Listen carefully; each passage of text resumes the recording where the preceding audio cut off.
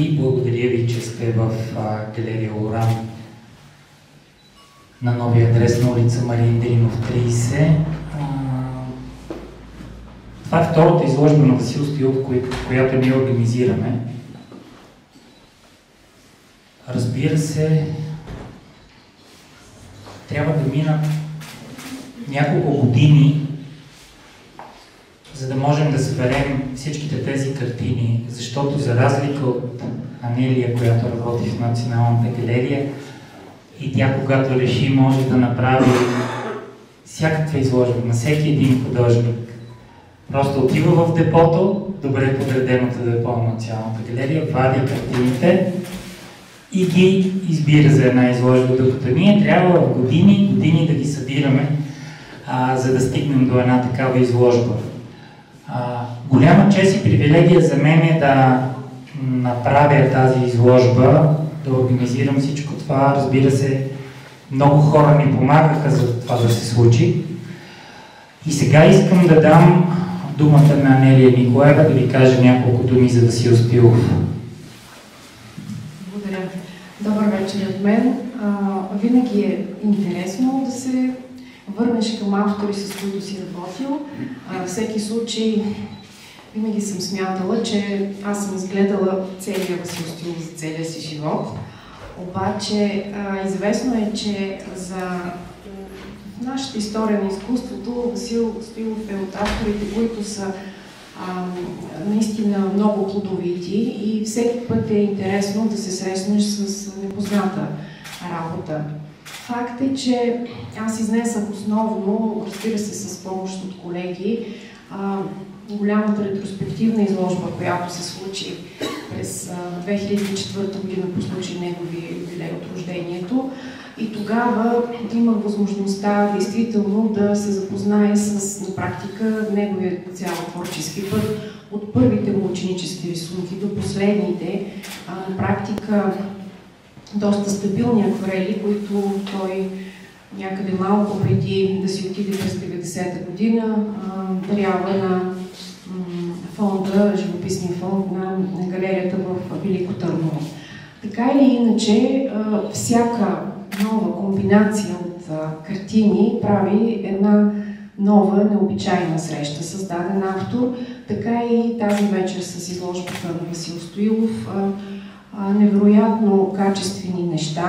Лаврен и галерия Лоран всеки случай имат щастието така през годините да се срещат с повечко с работи на Васил Стоилов, за разлика от други автори. И в този смисъл, може би наистина има хляб в идеята на Лаврен да се направи един каталог на онези работи на Васил Стоилов, които са минавали през галерия Лоран. Аз смятам, че просто тази вечер е добре така да си поговорим за един наистина забележителен български художник.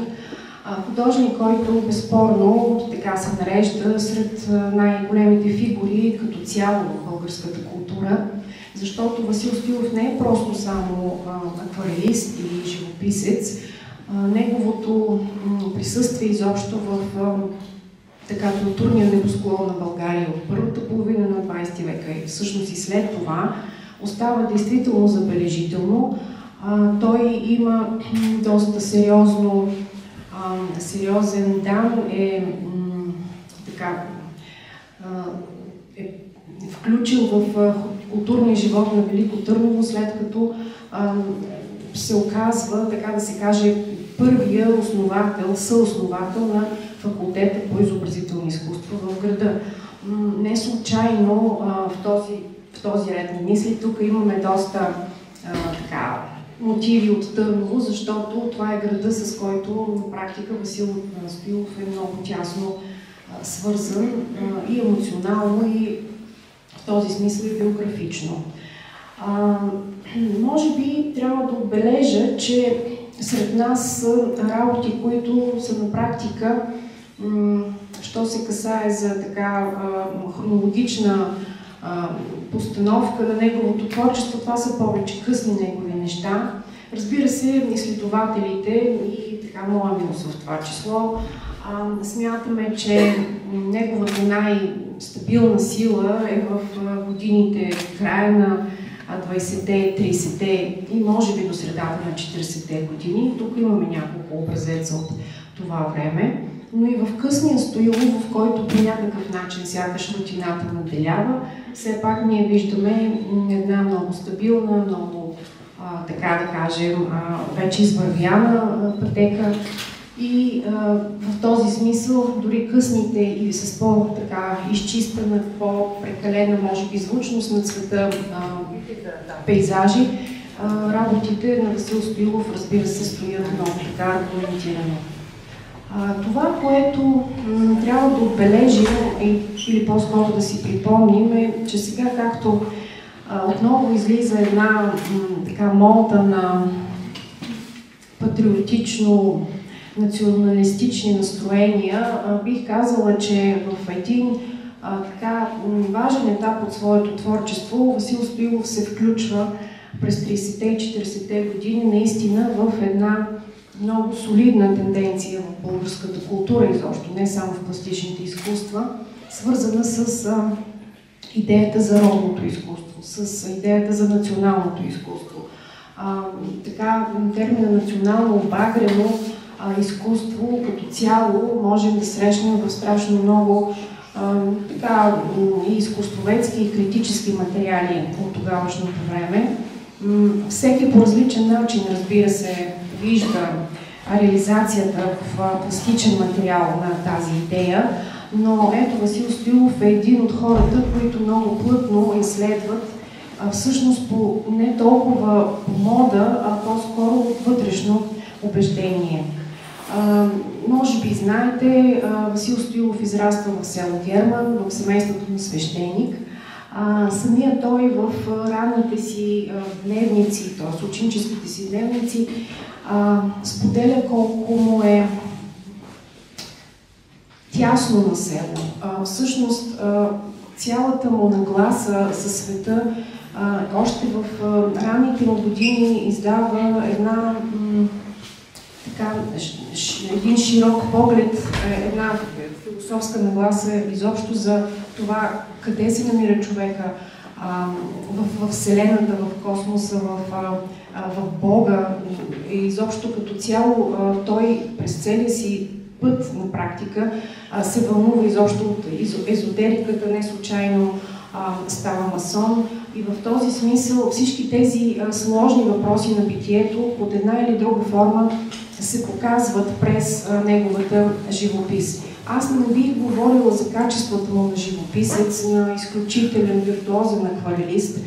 Самия той в свои по-късни писания, защото в късни години се посвещава и на свои текстове по въпросите за изкуството, за българското изкуство, за някои от българските художници, които смятат, че са важни, за които трябва да се говори.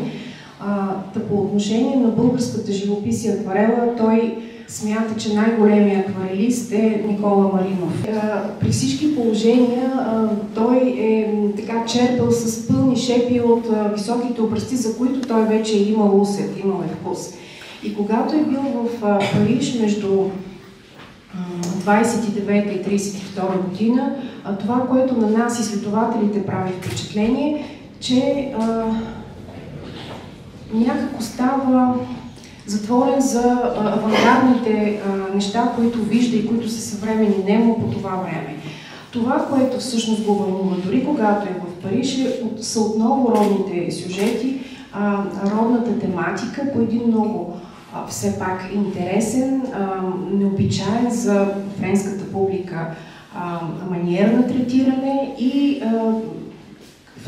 френската критика към този момент просто намира една специфична екзотичност в едни такива доста отстранени реално от битовия свят, битовия живот, персонажи в неговите картини.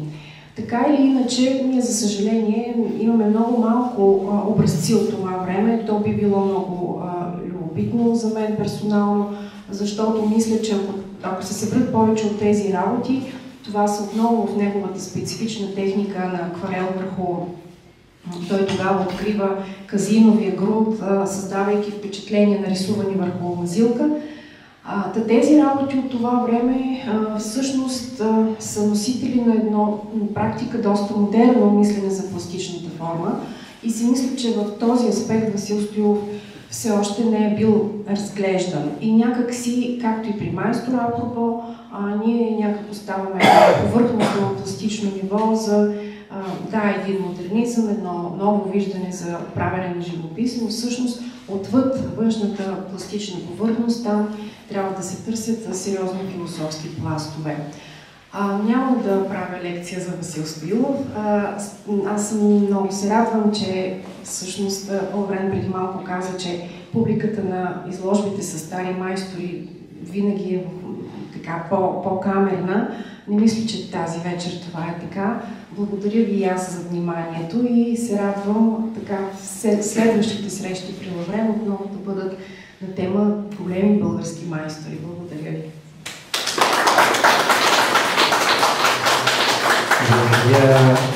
Благодаря ти, Анелия. Аз ще направя само една реплика. Имаше едно нещо, което не съм съгласен в твоите изказвания, и това е, че има някакви съвременни така патриотични тенденции.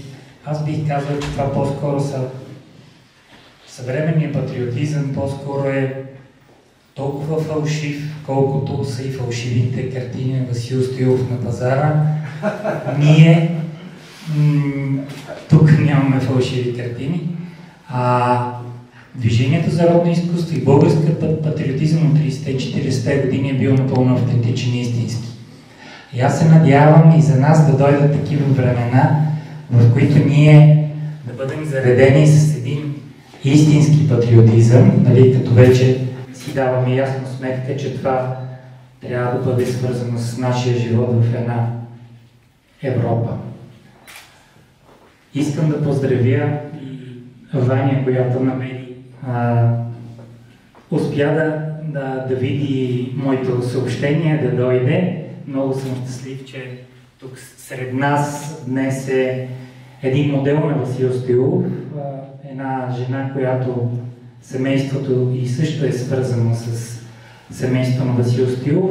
И това е смисъла и дейността на галерия Лоран, да свързва хората, да пази традициите, да уважава и да обича българската култура и да я представя. Искам да ви кажа още нещо.